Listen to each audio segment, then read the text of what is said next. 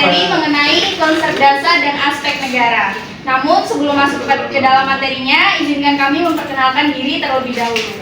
Perkenalkan, nama saya Safitri Wulansari. Saya Arini Murkaina Zahra. Saya Milana Julianti. Saya Remtiani Panser Putri. Saya Laura Pradisa Sompur.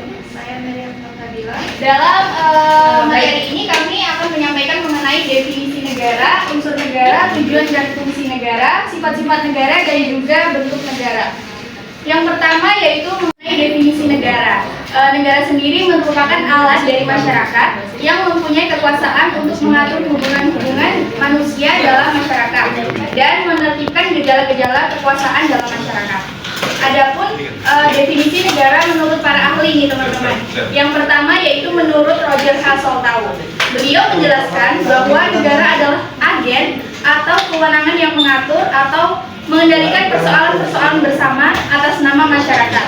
Sedangkan menurut Harold Jelaski menjelaskan bahwa negara adalah suatu masyarakat yang diintegrasikan karena memiliki wewenang yang bersifat memaksa, di mana secara sah dia lebih memiliki kekuasaan yang lebih tinggi dibandingkan kelompok atau individu yang berada di dalam masyarakat tersebut. Sedangkan menurut Max Weber, negara sendiri itu adalah suatu masyarakat yang mempunyai sistem monopoli dalam penggunaan kekerasan fisik secara sah dalam suatu wilayah.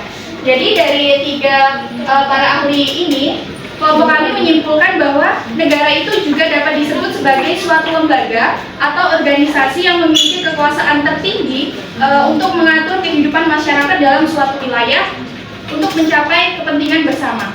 Baiklah, materi selanjutnya akan disampaikan oleh rekan kami. Baiklah, di sini saya akan menjelaskan unsur-unsur negara. Negara terdiri dari 5 unsur. Yang pertama yaitu wilayah. Batas wilayah di mana kekuasaan itu berlaku. Adapun wilayah terbagi menjadi 3 yaitu darat, laut, dan udara. Yang kedua, rakyat. Ialah semua orang yang berada di wilayah negara itu dan yang tunduk pada kekuasaan negara tersebut. Ketiga, pemerintah. Ialah alat negara dalam menyelenggarakan segala kepentingan rakyatnya dan merupakan alat dalam mencapai tujuan. Yang keempat, pengakuan negara lain. Unsur ini bukan merupakan syarat mutlak adanya suatu negara, karena unsur ini tidak merupakan unsur pembentuk bagi negara, melainkan hanya bersifat menerangkan akan adanya negara. Yang kelima, kedaulatan. Kekuasaan tertinggi yang dimiliki oleh sebuah negara untuk membuat aturan hukum dan memaksa warga negara untuk mengikuti peraturan tersebut. Selanjutnya akan disampaikan oleh rekan saya. Baik, selanjutnya tujuan negara itu sendiri, yang dimana negara dipandang sebagai asosiasi manusia yang hidup dan bekerja sama, dan untuk mencapai beberapa tujuan bersama, bahwa setiap tujuan akhir negara itu menginginkan sebagian untuk rakyatnya, seperti tercantum dalam Undang-Undang Dasar 1945 alinea keempat, bahwa tujuan negara itu sendiri yang pertama untuk membentuk suatu pemerintah negara Indonesia yang melindungi segenap bangsa Indonesia dan seluruh tumpah darah Indonesia, yang artinya negara bertugas untuk menjaga keamanan, keselamatan, dan hak-hak setiap warga negara Indonesia serta wilayah yang ada di Indonesia. Yang kedua, memajukan kesejahteraan umum, yaitu negara berupaya untuk meningkatkan kualitas hidup dan taraf ekonomi masyarakat secara merata. Yang ketiga, yaitu mencerdaskan kehidupan bangsa, yang artinya negara wajib memberikan fasilitas pendidikan yang layak untuk generasi bangsa agar bisa melahirkan penerus bangsa yang cerdas dan berdaya saing luas. Dan yang terakhir, yaitu ikut melaksanakan ketertiban dunia berdasarkan kemerdekaan, perdamaian abadi, dan keadilan sosial, yaitu negara berperan aktif dalam menjaga perdamaian dan keadilan nasional berdasarkan ketuhanan yang Maha Esa, kemanusiaan yang adil dan beradab, persatuan Indonesia, kerakyatan yang dipimpin oleh hikmat kebijaksanaan dalam permusyawaratan perwakilan, serta mewujudkan keadilan sosial bagi seluruh rakyat Indonesia. Selanjutnya, materi ini akan disampaikan oleh rekan saya. Nah, selain dari tujuan tadi, ada pun fungsi-fungsi negara nih teman-teman. Yang dimana setiap negara itu harus menyelenggarakan beberapa minimum fungsi yang mutlak dan juga perlu. Yaitu yang pertama ada melaksanakan penertiban dan mencegah pemberontakan demi mencapai tujuan bersama. Nah, suatu negara itu harus nih melaksanakan penertiban sehingga dapat dikatakan bahwa negara tersebut bertindak sebagai stabilisator. Nah, yang kedua itu mengusahakan kesejahteraan dan kemakmuran rakyatnya. Dalam hal ini, fungsi ini penting nih, terutama bagi negara-negara baru. Nah, di Indonesia sendiri, fungsi ini tercermin dalam usaha pemerintah dalam membangun sesuatu itu melalui rentetan realita. Nah, yang ketiga menjaga pertahanan. Dalam hal ini, pertahanan ini diperlukan untuk menjaga serangan kemungkinan dari luar.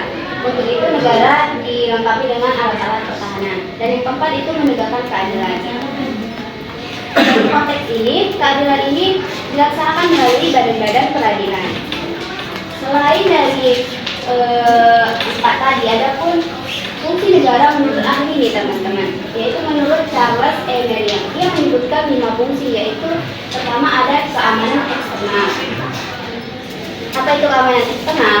Keamanan eksternal ialah upaya untuk melindungi aset, sistem, organisasi yang berada di dalam masyarakat dan melindungi dari ancaman dari luar. Yang kedua itu ketertiban internal. Dalam konteks ini, ketertiban di mana itu berarti menjaga keteraturan dan disiplin. Sedangkan internal merujuk pada hal-hal yang ada di dalam suatu kelompok atau sistem. Nah, yang ketiga itu ada keadilan.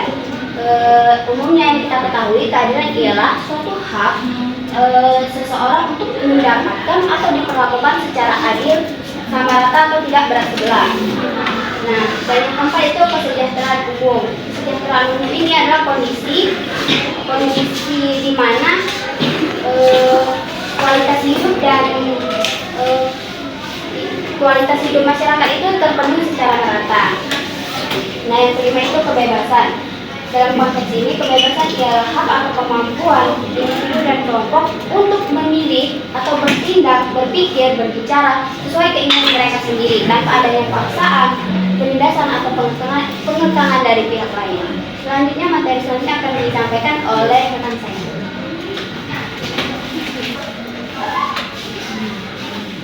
Baik, selanjutnya adalah sifat-sifat negara. Setiap negara itu memiliki 3 sifat utama. Menurut Profesor Dr. Miriam Budiarjo, yang pertama ada sifat memaksa. Jadi setiap negara itu pasti memiliki sifat memaksa, yang artinya memaksa agar peraturan perundang-undangan ditaati dan penertiban masyarakat tercapai agar tidak tertimbulnya sifat anarkis. Contohnya, ketika berada di jalan raya, itu polisi berhak menilang orang yang melanggar peraturan lalu lintas. Lalu jika seseorang yang melanggar lalu lintas itu melakukan tindak anarkis, nah polisi itu berhak melakukan kekerasan secara legal. Selanjutnya adalah sifat monopoli, di mana negara mempunyai sifat monopoli dalam menetapkan tujuan bersama dari masyarakat. Jadi negara itu berhak melarang adanya aliran-aliran lain, aliran agama ataupun aliran monarkis yang dianggap nantinya akan membahayakan ideologi negara. Selanjutnya adalah sifat mencakup semua, di mana semua peraturan perundang-undangan berlaku untuk semua orang tanpa terkecuali dan menjadi warga negara tidak berdasarkan kemauan sendiri, berbeda dengan keanggotaan sukarela. Nah, contohnya itu jika seseorang di negara tersebut melakukan aksi tindak pidana, mau itu warga sipil atau pejabat, nah mereka itu wajib dan harus dikenakan hukuman yang setara sesuai dengan undang-undang yang berlaku di negara tersebut. Sekian materi yang dapat saya sampaikan mengenai sifat-sifat negara. Selanjutnya akan disampaikan oleh rekan saya. Baiklah, selanjutnya ada bentuk negara, yaitu ada negara kesatuan, federal, dan konfederasi. Menurut Pistro. Negara kesatuan ialah bentuk negara di mana wewenang legislatif tertinggi dipusatkan dalam satu badan legislatif nasional atau pusat. Selanjutnya ada bentuk negara federal. Menurut Cashewell, negara federal ialah kekuasaan dibagi sedemikian rupa sehingga pemerintah federal dan pemerintah negara bagian dalam bidang-bidang tertentu adalah bebas satu sama lain, yang berarti baik negara bagian maupun negara federal memiliki kedaulatan masing-masing. Yang terakhir yaitu bentuk negara konfederasi. Menurut L. Overton, konfederasi terdiri dari beberapa negara yang berdaulat penuh yang untuk mempertahankan kemerdekaan ekstern dan intern bersatu atas dasar perjanjian internasional yang diakui dengan menyelenggarakan beberapa alat kelengkapan tersendiri yang mempunyai kekuasaan tertentu terhadap negara anggota konfederasi, tetapi tidak terhadap warga negara-negara itu. Baiklah teman-teman, itu tadi materi yang dapat kelompok kami sampaikan. Bagaimana? Apakah ada yang ingin bertanya? Baik, Syarifah, silahkan. Saya Syarifah Badianti, ujungnya 0269. Di slide unsur negara tadi terdapat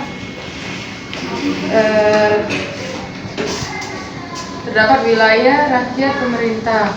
Nah, di sini saya ingin bertanya, bagaimana hubungan antara rakyat, wilayah, dan pemerintah dalam konsep negara? Terima kasih Syarifah. Izinkan kelompok kami untuk menjawab. Baiklah, di sini saya akan menjawab pertanyaan dari Syarifah. Di mana pertanyaannya itu bagaimana hubungan antara rakyat, wilayah, dan pemerintah dalam konsep negara. Betul? Betul. Nah, jawabannya itu hubungan antara rakyat, wilayah, dan pemerintah itu bersifat saling melengkapi dan tidak dapat dipisahkan. Di mana rakyat merupakan unsur utama yang menjadi penghuni negara dan sumber kedaulatan. Sementara wilayah menjadi tempat rakyat menetap dan tempat pemerintah menjalankan kekuasaannya. Nah, sedangkan pemerintah itu sendiri berperan mengatur dan mengelola kehidupan rakyat serta menjaga kedaulatan di wilayah negara. Nah, jadi ketiganya itu membentuk satu kesatuan nih yang saling bergantung. Tanpa rakyat, negara itu tidak ada, dan tanpa wilayah, negara tidak dapat memiliki batasan kekuasaan. Nah, selanjutnya juga tanpa pemerintah, negara itu tidak dapat berfungsi. Apakah sudah cukup jelas? Syarifah? Jelas. Terima kasih.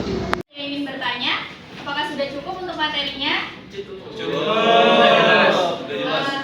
Dari materi yang dapat kelompok kami sampaikan tadi, dapat kami simpulkan bahwa konsep dasar dan aspek negara itu tidak hanya menggambarkan ruang lingkup wilayah dan penduduk saja, namun juga menjelaskan bahwa negara itu dapat menjadi sebuah wadah atau alat kekuasaan bagi masyarakat. Dan juga negara itu merupakan entitas politik fundamental yang memiliki dasar, tujuan, peran, karakteristik unik, dan struktur guna untuk mewujudkan kehidupan yang berbangsa dan bernegara yang adil dan sejahtera.